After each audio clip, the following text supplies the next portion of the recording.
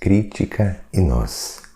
Diante da tarefa que se te reserva no levantamento do bem comum, é justo respeitar o que os outros dizem no campo da crítica. Entretanto, é forçoso não paralisar o serviço e nem prejudicar o serviço em virtude daquilo que os outros possam dizer. Guardar a consciência tranquila e seguir adiante. Escapam da crítica exclusivamente obras que nunca saem do plano, à maneira da música que não atrai a atenção de ninguém quando não se retira da pauta. Viver a própria tarefa é realizá-la, e realizá-la é sofrê-la em si. Censores e adversários, espectadores e simpatizantes podem efetivamente auxiliar e auxiliam sempre, indicando-nos os pontos vulneráveis e aspectos imprevistos da construção sob nossa responsabilidade através das opiniões que emitem. No entanto, é preciso não esquecer que se encontram vinculados a compromissos de outra espécie. Encargo que nos pertença respira conosco e se nos erige no caminho em alegria, aflição, apoio e vida. Cabe a nós conduzi-lo, executá-lo, aperfeiçoá-lo, revivecê-lo. Muitos querem que sejamos desse modo, que nos comportemos daquela maneira, que assumamos diretrizes diversas daquelas em que persistimos, ou que vejamos a estrada pelos olhos que os servem. Todavia, é imperioso considerar que cada um de nós é um mundo em si, com movimentos particulares e órbitas diferentes. Sustentemo-nos fiéis ao nosso trabalho e rendamos culto à paz de consciência, atendendo aos deveres que as circunstâncias nos conferiram e oferecendo o melhor de nós mesmos em proveito do próximo. Estejamos tranquilos, porque tanto nós quanto os outros somos o que somos, com a obrigação de melhorar-nos, a fim de que cada um possa servir sempre mais na edificação da felicidade de todos, com aquilo que é e com aquilo que tem.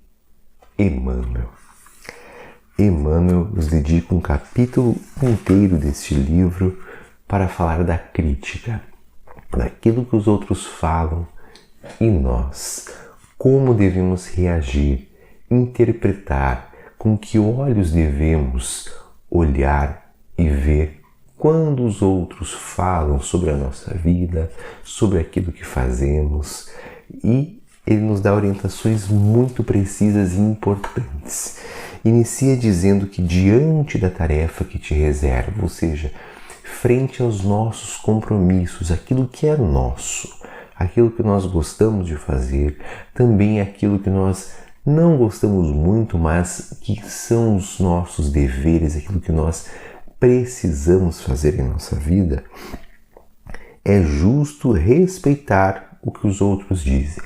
Então, independente do que o outro diga, mesmo que fira, mesmo que seja uma crítica maldosa, nós respeitarmos no sentido de deixarmos o outro se manifestar. É justo respeitarmos e buscarmos extrair proveito dessas críticas, o que os outros falam ou pensam sobre nós, porque é nessas críticas, como o próprio Emmanuel nos diz, que podemos descobrir falhas nossas, imperfeições que não estamos conseguindo ver neste momento. Então podemos extrair muitas coisas positivas dessas críticas. E nessas situações, em todas as outras, ele diz: guardar a consciência tranquila e seguir adiante é o melhor a fazer. Então buscar sempre o cumprimento dos deveres, daquilo que está gravado em nossa consciência é sempre o melhor caminho. E ele nos dá o exemplo que ninguém é criticado se não fizer nada. Então, nós só recebemos críticas quando estamos agindo, quando estamos fazendo. Aquele que nada faz não recebe crítica, porque é como uma árvore que não dá frutos, que nunca leva pedrada. Então, ou um instrumento musical que está lá parado, que nunca é tocado. Então, se estamos recebendo críticas é porque também estamos agindo. Então, devemos olhar também essa questão positiva. Viver a própria tarefa, cumprir os nossos deveres, é realizá-la, e realizá-la é sofrê-la em si. Quando fazemos algo, aquilo passa a fazer parte de nós naquele momento. E quando nós estamos fazendo, nós estamos vivendo aquela tarefa. Vivendo os lados positivos e vivendo também os efeitos negativos que isso pode produzir no outro, pode produzir a inveja, pode produzir muitas vezes sentimentos desagradáveis no outro. Então, é vivê-la.